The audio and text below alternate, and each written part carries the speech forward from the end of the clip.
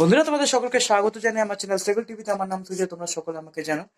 আজকে আমি তোমাদেরকে নিয়ে যাব লকডাউনের পরের থেকেই একটা মনটা ইচ্ছা করছিল কোথায় যাওয়া যায় করে।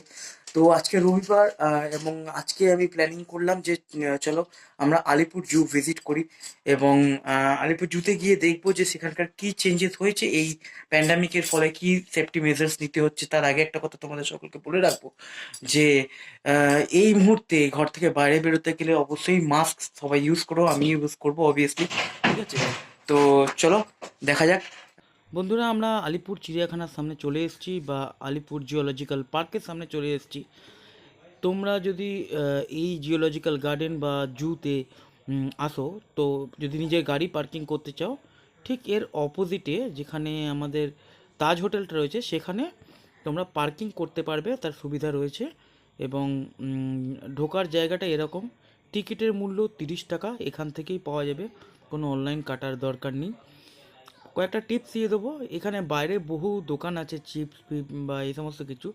তোমাদের যদি কিছু চিপস বা কিছু ভেতরে গিয়ে খাওয়ার ইচ্ছা করে, আমার মতে বলে সেটা তোমরা বাইরে থেকে কিনে নিয়ে আসো, নিজের বাড়ির কাছ থেকে কিনে নিয়ে আসো।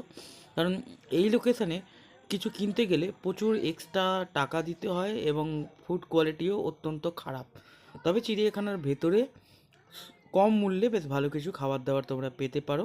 ঠিক আছে, মানে ধরে নাও ভেতরে তুমি ওই চিপস পাবে না, বার্গার, আইসক্রিম, প্যাস্টি, বিভিন্ন রকম প্যাটিস প্যাটিস এই সমস্ত জিনিসগুলো তোমরা পেয়ে যাবে। চলো, অনেক বকেছি, এবার দেখে নাও কিছু চিড়িয়াখানার ইম্পর্টেন্ট মুহূর্ত।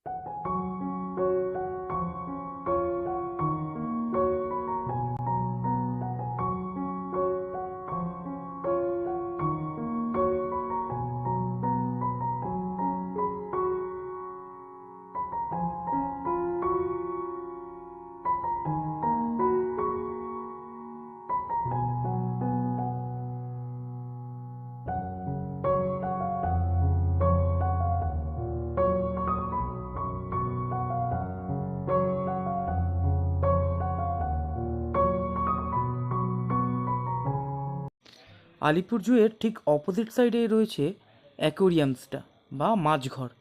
এখানে টিকিট মূল্য 5 টাকা।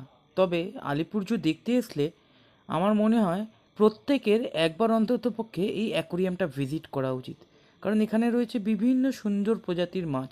তো চলো তোমরা কিছু মাছের দৃশ্য এনজয় করো।